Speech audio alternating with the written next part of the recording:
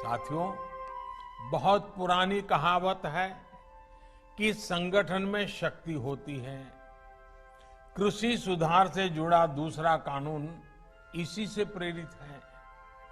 आज हमारे यहाँ 85% से ज्यादा किसान ऐसे हैं जो बहुत थोड़ी सी जमीन उनके पास है। किसी के पास 1 एकड़, किसी के पास 2 एकड़, किसी के पास 1 हेक्टेयर, किसी के पास 2 हेक्टेयर।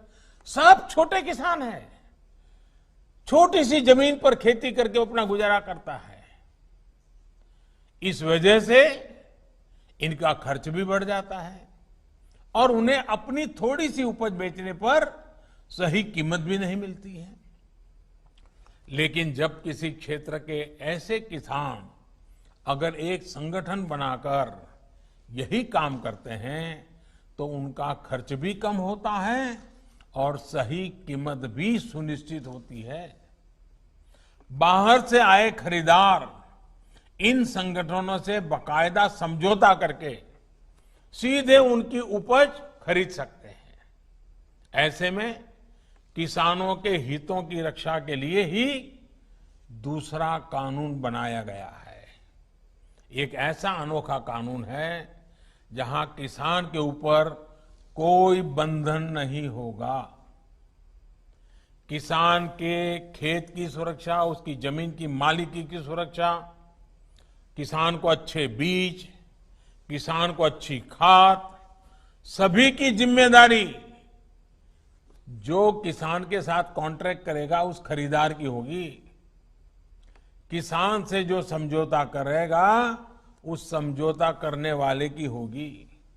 साथियों, इन सुधारों से कृषि में निवेश बढ़ेगा, किसानों को आधुनिक टेक्नोलॉजी मिलेगी, किसानों के उत्पाद और आसानी से अंतर्राष्ट्रीय बाजार में पहुंचेंगे।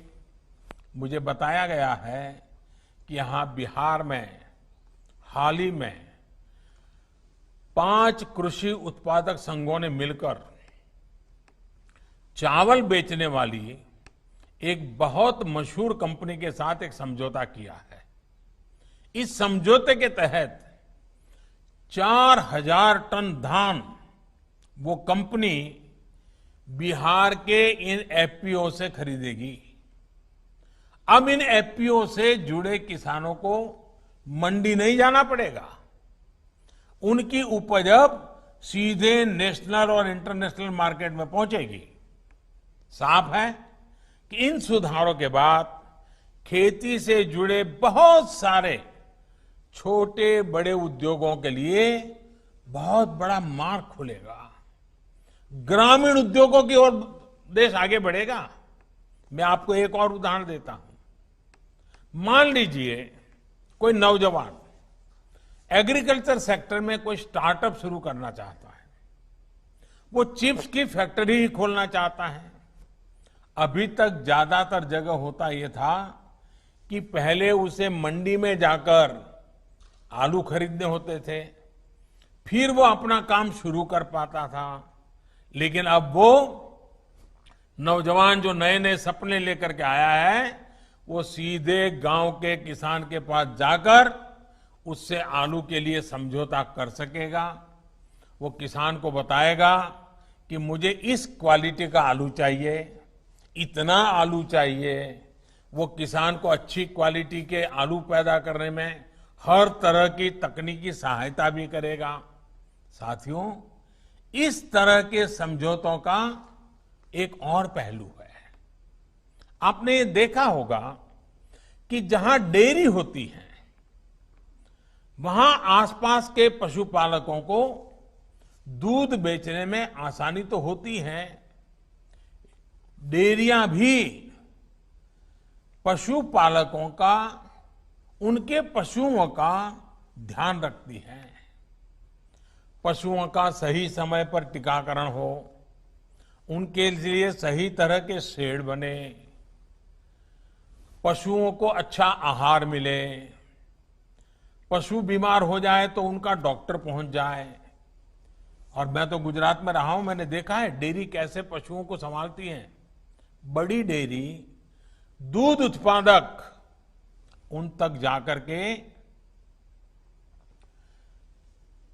किसानों की मदद करती है। और इन सब के बाद भी ये बड़ी महत्वपूर्ण बात है,